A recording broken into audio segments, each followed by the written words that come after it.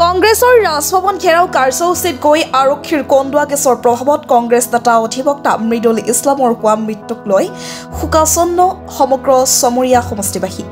অসম প্ৰদেশ কংগ্ৰেছৰ নেতৃত্বত আজি কংগ্ৰেছ দলে দিছপুৰ ৰাজভৱন ঘেৰাও কাৰ্যসূচীত অংশগ্ৰহণ কৰিবলৈ যোৱা চমৰীয়া সমষ্টিক কংগ্ৰেছ যুৱ নেতা অধিবক্তা মৃদুল ইছলামৰ আৰক্ষী কন্দুৱা কেছৰ প্ৰভাৱত মৃত্যু হোৱাক লৈ শোকাচন্ন হৈ পৰিছে সমগ্ৰ চমৰীয়া সমষ্টিবাসী। অসম প্ৰদেশ কংগ্ৰেছৰ ডিজিটেল বাহিনী কামৰূপ জিলাৰ চুতীয়া সমন্বয়কৰ দায়িত্বত থকা মৃদুল ইছলামে আন কংগ্ৰেছ কৰ্মীৰ সৈতে আজি অংশ লৈছিল ৰাজভৱন চলক প্ৰতিবাদী কাৰ্যসূচীত। প্ৰতিবাদী কাৰ্যসূচীৰ সময়তে আহত হোৱা মৃদুল ইছলামক ভৰ্তি কৰিছিল গুৱাহাটী মেডিকেল কলেজ হস্পিটেলত। তাত চিকিৎসাধীন অৱস্থাতে অকাল মৃত্যুক সাৱটি লৈ অধিবক্তা মৃদুল ইছলামে মৰ্মাহিত আৰু দুখিত হৈছোঁ, কাৰণ একেলগে আমি কৰ্মৰত আছিলোঁ। প্ৰত্যেক দিনে আমি একেলগে উঠা বহা কৰিছোঁ। খুবেই সহজ সৰল আৰু নম্ৰ ভদ্ৰ আৰু সৰুক সন্মান কৰা, ডাঙৰক সন্মান কৰা, সৰুক মৰম কৰা এনেকুৱা স্বভাৱৰ আছিলে। খুবেই খবৰটো পাই অন্তৰটো কঁপি উঠিছে।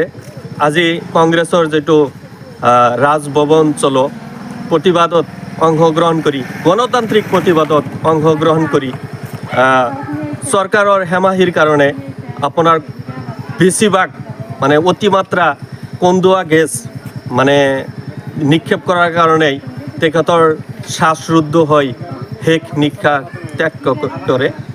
তে খবৰটো পাই আমি খুবেই দুখিত হৈছোঁ। আমাৰ গণতান্ত্ৰিক প্ৰতিবাদত তেখেতে অংশগ্ৰহণ কৰিছে, তাতে যিটো পুলিচৰ মানে আমাৰ চৰকাৰৰ যিটো কাৰ্যকলাপ সেইটো মানে দেখি শুনি আমি খুবেই দুখিত হৈছোঁ।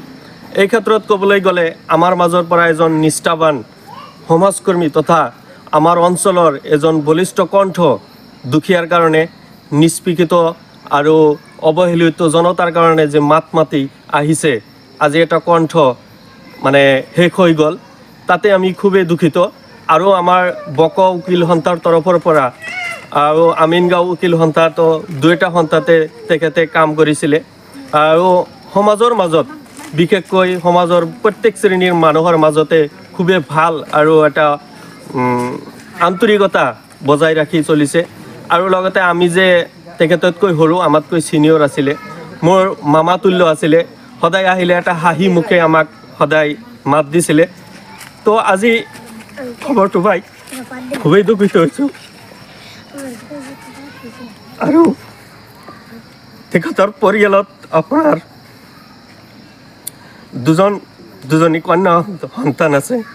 তো পৰিয়ালটো খুবেই এতিয়া এই অঞ্চলৰ বহুত মানুহ আহিছে, বহুত মানুহ আহি আপোনাৰ খুবেই দুখিত হৈছে। মোৰ ক'বলৈ ভাষা নাই। আজি যিটো মানে আপুনি চাওক, গণতান্ত্ৰিক প্ৰতিবাদত অংশগ্ৰহণ কৰি আজি এটা মানে বলিষ্ঠ কণ্ঠ ক'বলৈ গ'লে দুখীয়াৰ কাৰণে, নিষ্পেষিত জনতাৰ কাৰণে মাত মাতি অহা যুৱক হেৰুৱাই পেলালোঁ। তো আমাৰ উকিল সন্থাৰ তৰফৰ পৰাও আমি সমবেদনা জ্ঞাপন কৰিছোঁ।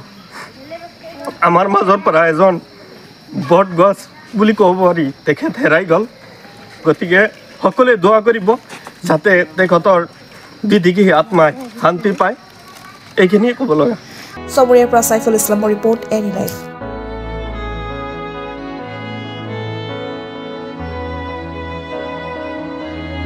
খবৰ মানে এনি লাইভ 24/7 আৰু এনি লাইভ ডিজিটেল। যিকোনো খবৰৰ বাবে যোগাযোগ কৰক 9387734920 আমাৰ এই নম্বৰত।